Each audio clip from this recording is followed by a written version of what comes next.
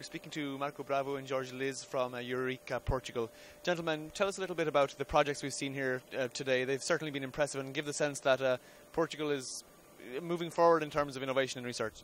Yes, Portugal, that has been a great increase on the projects.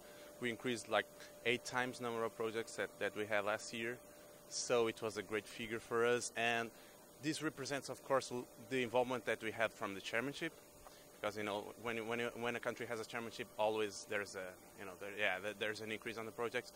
But also, we really have interesting projects. For example, we have projects with MIT involving Portuguese research universities. We also have UT Austin, University of Texas at Austin. We have we have other projects in oil. We have really interesting international projects going on this year. Well, yeah, just to say that it has been a very busy year, but it really paid off. Like Marco just said, we had a very big increase in the project portfolio for Portugal. A big variety of collaboration across Europe and not only. And we have had also 2 calls for Eurostars, the new program, where we have now about 12 projects with Portugal. And this is also a very good result. So, let's say, innovation behind Eureka is to collaborate across borders, something that hasn't traditionally been done very much. Tell us about how that can impact upon future EU innovation policy. I would say that it has a huge impact. Portugal, within this government, had that clearly on our strategy. We have initiated a series of international partnerships with US and with European great institutions. And that's very important for Europe, I believe, because, in this globalized world, especially in this globalized world, partnerships really matter. And for a country such as Portugal, which is a small country, with all the vast majority of companies are SMEs, are not large companies, that's very important for them to access markets that they wouldn't otherwise. There are small companies, they need to grow globally. They cannot survive on the local market, on the Portuguese national market.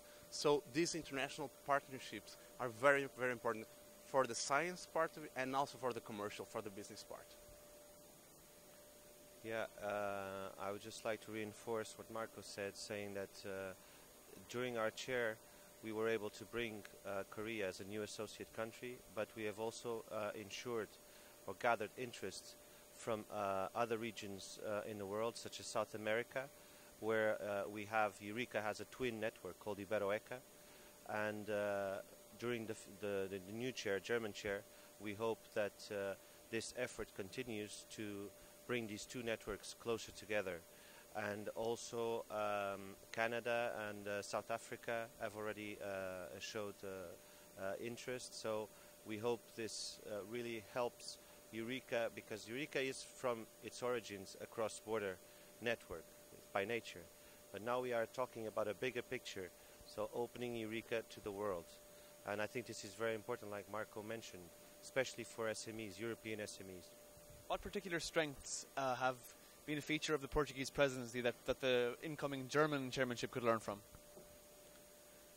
Certainly the issue for internationalization, but also the work that was done with the European Commission in terms of collaboration between Eureka and European instruments, such as the Euronets.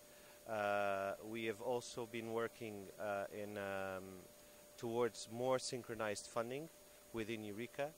This is an effort that must be continued and that the German chair will continue.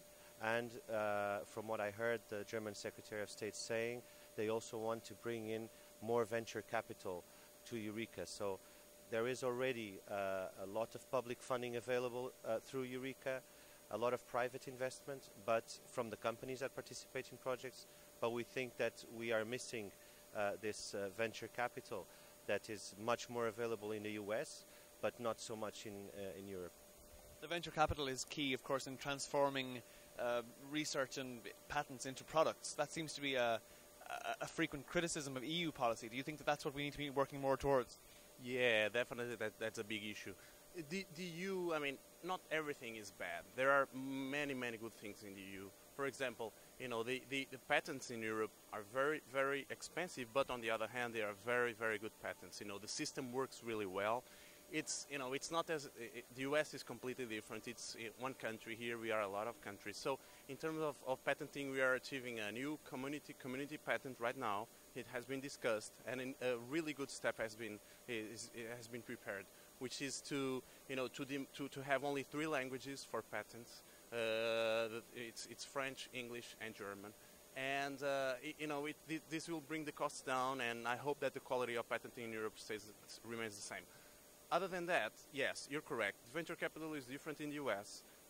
Much more in the US, it's much more a private business than here in Europe. Here in Europe, you know, all the governments support venture capital, while in the States it's exactly the opposite. So it's growing. I think Europe is going in the right direction, and we are having, you know, small steps but solid steps. So I'm really positive that Eureka has a good impact on this. Gentlemen, thank you very much.